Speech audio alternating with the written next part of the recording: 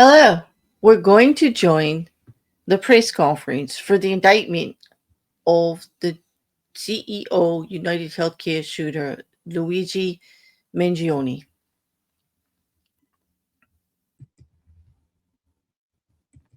First and foremost, I want to extend my deepest condolences to Mr. Thompson's loved ones and colleagues. His family deserves our respect as they continue to grieve. Our work will never be able to undo the fact that a life was lost.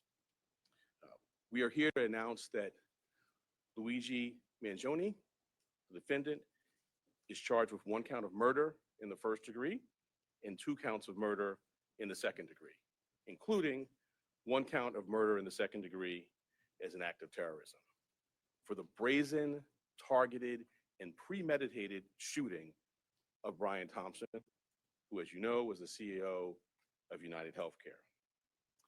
This case was made possible by the collaborative efforts of the phenomenal public servants you see before you today, and so many others who are not here. I'm honored to lead the Manhattan District Attorney's Office and privileged to serve alongside Assistant District Attorneys Joel Seidman, Kristen Bailey, and Zachary Kaplan, who were working from the outset, hand in hand, with the greatest police department in the world. The chief of our trial division, Lisa Del Pizzo, and the deputy chief, Chris Prefos, provided sage oversight and direction. And I want to acknowledge our high technology analysis unit. There was a lot to be processed here. Steve Moran, in particular, who heads that, and Marco Popic.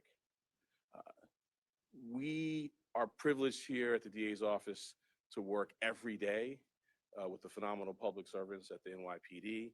It has been a distinct pleasure to work besides Commissioner Tisch, an exemplary partner, and Chief of Detectives Joseph Kinney. Almost every day we're in touch, and his leadership is second to none. And then Deputy Commissioner Rebecca Weiner, who, as I tell her, there are a lot of challenging things happening in the world, and I sleep better at night knowing that she is the Deputy Commissioner in charge of terrorism. The detectives on this, out doing the courageous frontline work, Detective Oscar Diaz, Detective Curcio, exemplary, the finest. It wasn't just those of us here in New York. I want to acknowledge the great work of our partners in Altoona, the Altoona Police Department, the Blair County District Attorney's Office, the governors of New York and Pennsylvania, the FBI, and of course, the brave members of the public who answered the call when our great commissioner put out the call for their assistance. This was a frightening, well-planned, targeted murder that was intended to cause shock and attention and intimidation. It occurred in one of the most bustling parts of our city, threatening the safety of local residents and tourists alike, commuters and business people just starting out on their day. Let me say a bit more about the charges. They include one count of murder in the first degree as a killing in furtherance of terrorism, two counts of murder in the second degree, one charging that the killing was done as an act of terrorism, and the second pertaining to the fact that the killing was intentional. The maximum penalty possible for murder in the first degree and murder in the second degree as an act of terrorism is life without parole. The maximum penalty for murder in the second degree is 25 years to life. There are additional counts as well. A number of criminal possession of weapon charges, two counts in the second degree, four counts in the third degree, one count in the fourth degree, and a count of criminal possession of a forged instrument in the second degree. Let me tell you a bit about the facts. On November 24th, we allege that the defendant arrived in New York City to murder Brian Thompson. After the defendant arrived in New York City on a bus at Port Authority, he checked into the hostel on the Upper West Side using the name Mark Rosario with a fake New Jersey ID. On the morning of December 4th, the defendant left the hostel, just after 5:30 a.m. and traveled to Midtown. For nearly an hour, we allege the defendant waited in the area near the Hilton Hotel, waiting for Mr. Thompson to appear. From 6:38 a.m. to 6:44 a.m., the defendant stood across from the entrance of the hotel on West 54th Street. When he saw Mr. Thompson, he crossed the street and approached him from behind. We allege he then took out a 9mm 3D printed ghost gun, equipped with a 3D printed suppressor, and shot him once in the back and once in the leg. The defendant then fled northeast on 54th Street and took an e-bike uptown before getting into a taxi that took him to West 178th Street and Amsterdam Avenue. On December 9th, the defendant was spotted at McDonald's in Altoona, Pennsylvania. The local police were notified, he was arrested, and he was found with a 9mm handgun, a suppressor, 2 ammunition magazines, and the same fake New Jersey ID he used at the hostel. I want to say a word about ghost guns. These weapons are increasingly proliferating throughout New York City and the entire country. Involving technology will only make this problem worse. Last year, over 80 ghost guns and ghost gun parts were recovered in Manhattan alone. The NYPD and the Manhattan DA's office have been leading in the interdiction of these ghost guns. And one thing I want to make clear, they're unserialized, they can be printed out, but as this case tragically makes clear, they are just as deadly as traditional firearms. This will remain a priority for us here in Manhattan. Finally, I know there have been questions about the extradition process. The latest that I can offer you is that the defendant is currently scheduled to appear in court in Pennsylvania on Thursday morning. First, for a preliminary hearing on his Pennsylvania charges. Immediately to follow that will be an extradition hearing. We have indications that the defendant may waive that hearing, in which case he'd be brought to New York forthwith. In any event, we have been preparing on parallel paths, and before the hearing, we'll send to the governor of the state of New York the paperwork that would be necessary if he does not waive during that hearing. I now want to turn over to our great commissioner, and when I do so, I wanted to thank her for her partnership, not only on this matter, but on all we do every day together. Thank you.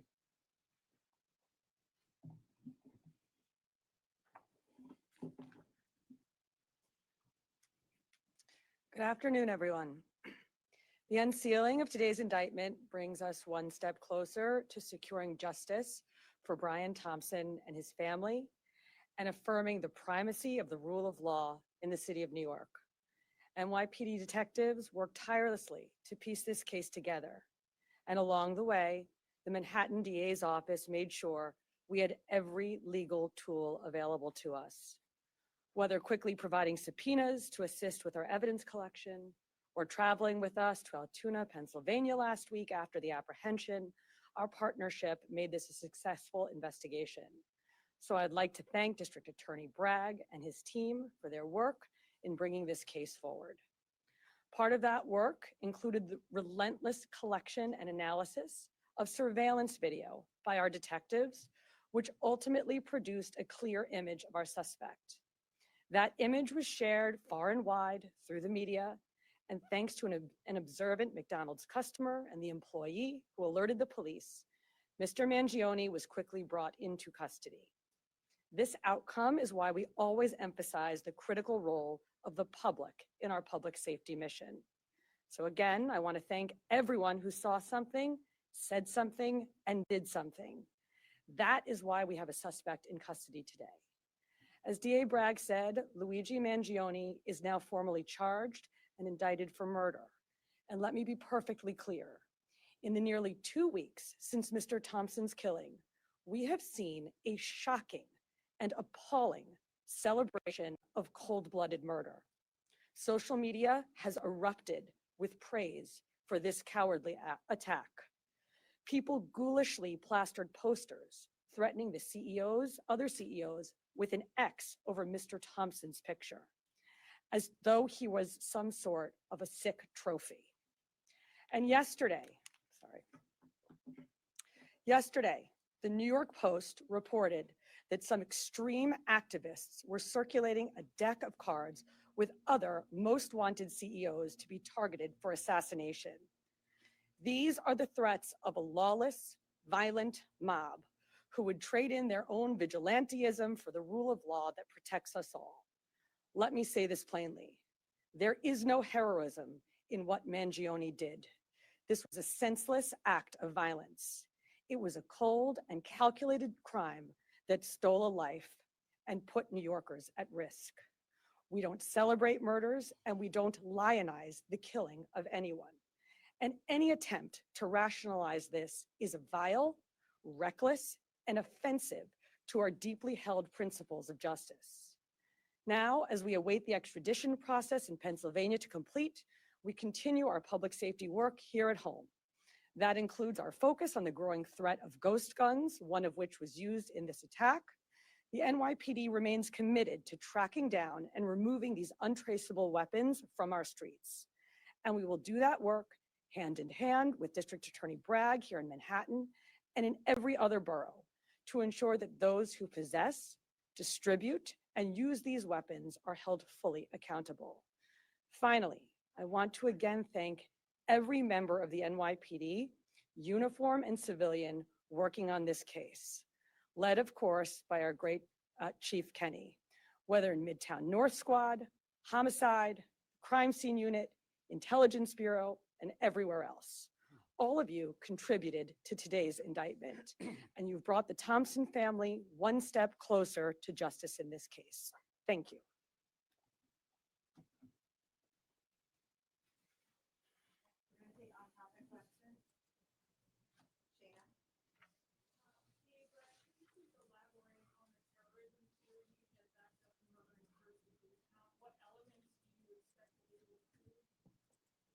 Sure. So, in its most basic terms, this was a killing that was intended to evoke terror. And we've seen that reaction. The statutory elements we can go into, but its most basic term, that's what this is. This was not an ordinary killing, not to suggest that any killing is ordinary, but this was extraordinary. And the New York State Legislature has, set out both the paths that we talk about, both the murder one and murder two. And this, we allege, is certainly squarely within those statutes, which talk about intending to do exactly what we saw happen here. Maybe Chief Kenny could get into this, but I'm wondering sort of the timeline between December 6th, when the FBI was notified by the San Francisco police about this missing person that was called in from Luigi's mother, and the time that they contacted you about this. Were you aware of this when he was arrested, or is this something that was still being processed at the time? And what did his mother say? So the original missing report took place back in November 18th in San Francisco. The sergeant that was involved in that case reached out to the San Francisco field office and said, hey, basically, I'm working on a missing case. I saw the photograph that was distributed by the NYPD. There bears a resemblance. That tip was forwarded to us close to 45 hours after the incident took place. It showed up to a TFO, which is a task force officer. We have NYPD officers embedded with the FBI. They received that tip. It was one of 4 tips that they had received that day, and they were vetting it.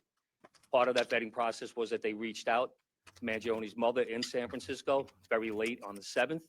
They had a conversation where she didn't indicate that it was her son in the photograph, but she said it might be something that she could see him doing.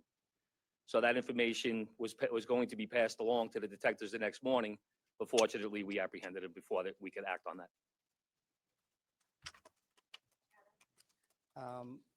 The commissioner has talked about how the defendant's been lionized and celebrated. I'm wondering how concerned you are about a potential jury knowing that someone on that jury would be someone who would lionize and celebrate him. Well, I want to echo the commissioner's words and concerns, which I think were put forth beautifully. I mean, we see a lot in these jobs. I meet with the families of homicide victims. And I just can't wrap my head around the notion that someone is celebrating this. To your specific question, we're at the beginning of a litigation now with our charge. We have a phenomenal trial team in place, led by ADA Joel Seidman, who has been in this office for more than 40 years and handled some very challenging matters. We have a voir process in place. I have faith in our jury system to select 12 people who can be fair and impartial, but we'll move forward, and that's something well down the road, but we'll be ready when that time comes. Two questions if possible. One will be about Mr. Thompson's family. But the first, I want just maybe to explain more to viewers how you come to the conclusion that this is an act of terrorism. I think it's an important part of this. And so I'm hoping maybe you can explain that a little more, just sort of define maybe the statute here. Sure, and my point, I mean, the statute talks about attempts to influence or coerce a civilian population. The statute talks about intending to influence a policy of government, and it talks about seeking to put forth things sort of similar to that by murder. So the statute, the plain language of the statute is clear. Obviously, we've charged it, the grand jury has voted on it, and we intend to go forward and prove it. But I think it does help to take a step back and think about the proof in the case, some of the writings. I'm not going to get into too much of that, but and the actual reaction. In the middle of Midtown, the beginning of a busy day, tourists, commuters, business people, the intent was to sow terror. And if I could just on Mr. Thompson's family, sadly, as you said, not a lot of focus has been given to Mr. Thompson or his family. I'm wondering if victim services folks or any of the folks in your office have been talking to them and what that's been like, if there's anything you can say about that. I'm not going to talk about communications with the family other than the family. I don't think it'd be appropriate. But I appreciate your concern. Well, it's just because Appreciate your concern. Well, it's just because, like you're saying, there's been so much focus on the suspect here. It's quite different than what we normally see. I echo what the commissioner said, and the sentiment of your question. My heart goes out to it. This is a significant piece of what we do here. Is we center the trauma of survivors and victims and their families. A significant piece of what I do is sit across the table and look people in the eye, and when appropriate, if they want to, offer a hug. We have dedicated advocates and counselors and great staff that focuses on that. So I agree completely with you, and I wish that that's where the public's focus was exclusively. That's where it should be. That's where it is here, in addition to obviously the facts and the law in the case. But because of respect for where your question is coming from, I'm not going to get into communications. For the commissioner, maybe Chief Kenny, given the celebration of the way you described, I'm wondering if the NYPD is shifting any of its practices, or even talking to CEOs at this point, or deploying in different places before. Yes, absolutely. And we've seen a real increase, sustained increase since December 4th in concern, not just from CEOs, but from corporations broadly. And so going back to the DA's point, the intent to intimidate or coerce a civilian population, which is of course at the root of our state terrorism statute, is very much borne out in this reaction. And for good reason. We've had a torrent of online threats. We've had real world activity that the police commissioner flagged, which is abhorrent, and it causes concern. So we have done a lot to work with corporate security partners with whom we partner on a daily basis in this city, at the city level, at the state level, trying to make sure that everybody has the best practices that they need, that they know where to flag not just general ambient concerns, but specific threats that they might be receiving. that a few weeks ago they might have written off as just noise in the online environment, that they now take seriously. So these are ongoing conversations that we have, and thanks to all the work that we do together every day, we're quite confident that concerns and threats are going to be appropriately directed our way. Dear Brad, could you describe just how rare it is for your office to charge with first-degree murder? There has been some talk about how that is reserved to very specific cases in Manhattan. And also, if you could speak to the statements made on the record by the suspect that inform this timeline in particular, if he's made any specific incriminating or statements that have to do with the timeline. So I'll address the first piece. The first degree murder statute has a number of subsections. They're sort of clearly delineated, and they are reserved for the most abhorrent conduct: killing a police officer, serial killing, and the terrorism is one subsection of that. And so I would say, fortunately, that's not happening a lot. Taking a step back, I can't think of another office that is more equipped to handle a terrorism charge. We have a great terrorism unit. We were at the forefront of getting the statute passed. Within the last 2 years, we've tried 2 very significant terrorism cases, one involving an English-speaking operative based in Jamaica, and another involving someone who was here and funding overseas terrorism by cryptocurrency. So we have the expertise, and as I mentioned, the expertise on this team, and so we're prepared to go forward. And about the statements? Yeah, I'm not going to go beyond what's in the filing. All right, last question, Laura. Brad, are you able to say now, I know it's early stages, but that you would be seeking the maximum sentence?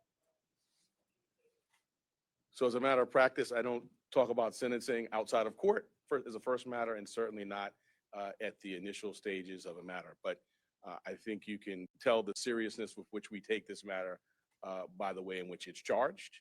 The murder in the second degree actually has a mandatory life without parole sentence, no discretion for the judge at all. So that's the maximum there.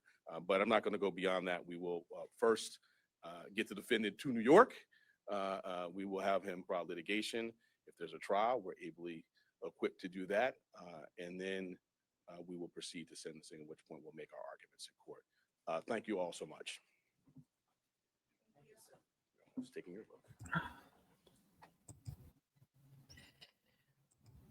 Okay, so there we have it. Luigi Mangione has been officially indicted in New York for the murder of Mr. Thompson, the United Healthcare CEO. We'll be following this. We'll make a playlist for it, and we will be streaming on all the details to date as they come forward. Currently, Luigi Mangione is still in Pennsylvania. So we don't know. It was said by the previous attorney that Mr. Dickey that he was going to fight extradition. He does have a new attorney. We'll give you all the details later, but we still have to see what happens in that extradition hearing and whether Luigi Mangione is going to fight extradition and stay in Pennsylvania, or how that's going to play out. Well, anyway, we'll be talking about it again soon. Don't forget to like, share, comment, subscribe. We'll see you on Clearview later for more true crime.